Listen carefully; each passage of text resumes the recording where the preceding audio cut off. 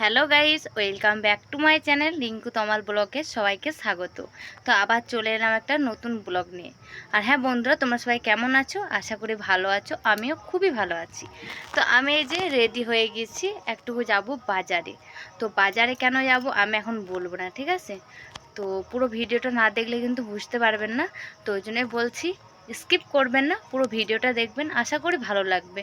আর আমি চেষ্টা করছি যে ব্লগ ভিডিও জানি না আমার হয় কি না, তো আমি যথেষ্ট চেষ্টা করছি যে ভালো করার, যেন সবারই ভালো লাগে। তো ভালো লাগলে অবশ্যই কমেন্ট করো, খারাপ হলেও কমেন্ট করো, তাহলে আমি নেক্সট ভিডিও করার সময় একটু ভেবেচিন্তে ব্লগ ভিডিওগুলো করব। তো এই যে রেডি হয়ে গেছি, তো এবার যাবো বাজারে।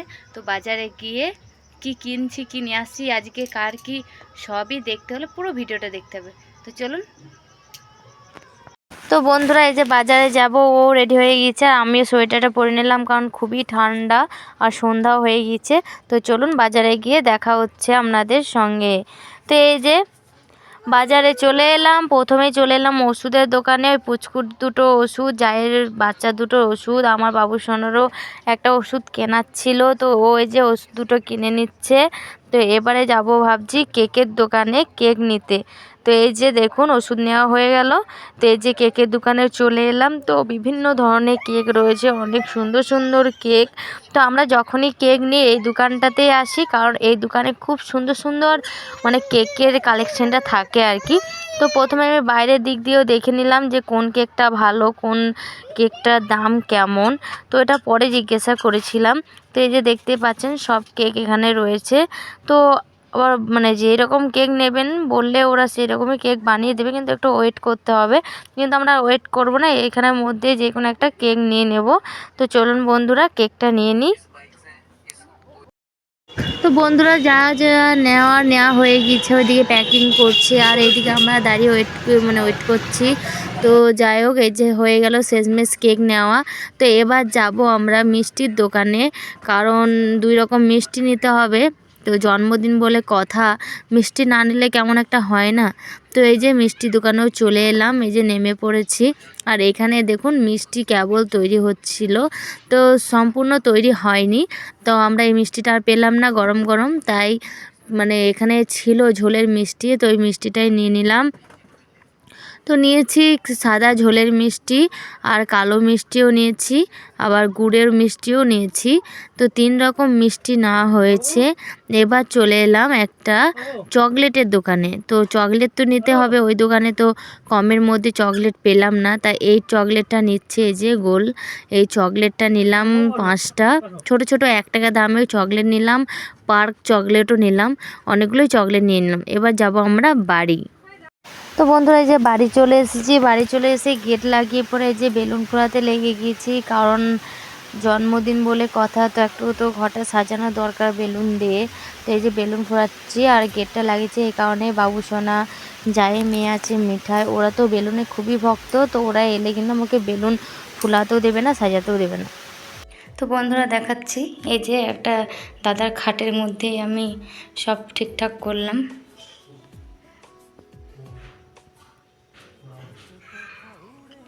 তো কেমন হয়েছে অবশ্যই কমেন্ট করে জানাবেন।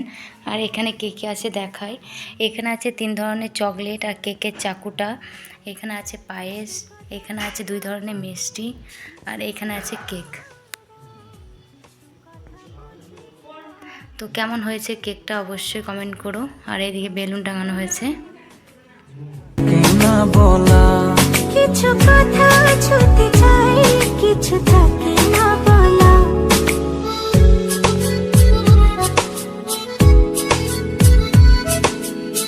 তো বন্ধুরা দেখলেনি সাজানো, তো দাদা আসুক তারপর কেকটা কাটবো, তাহলে পুরো ভিডিওটা দেখতে থাকবে, তাহলে দেখতে পাবেন।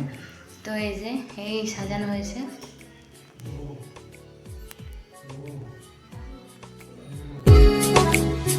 চোখ জুড়ে কত কথা বলে যাই তোমায়, বুঝে তুমি চুপ থাক।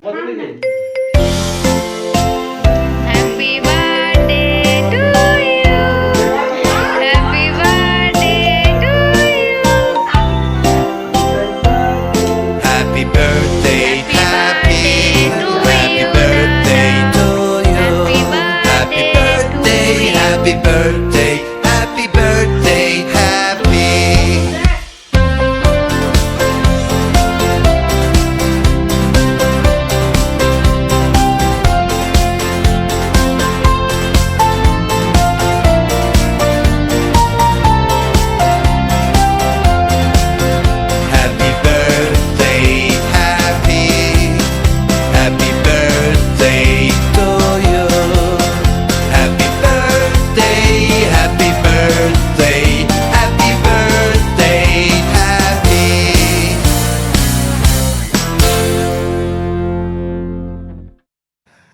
বন্ধুরা এখানে কেক কাটা হয়ে গেছে। যে মা প্রথমে পায়েস খাইয়ে দিচ্ছে, তো 3বার খাইয়ে দিল পায়েস।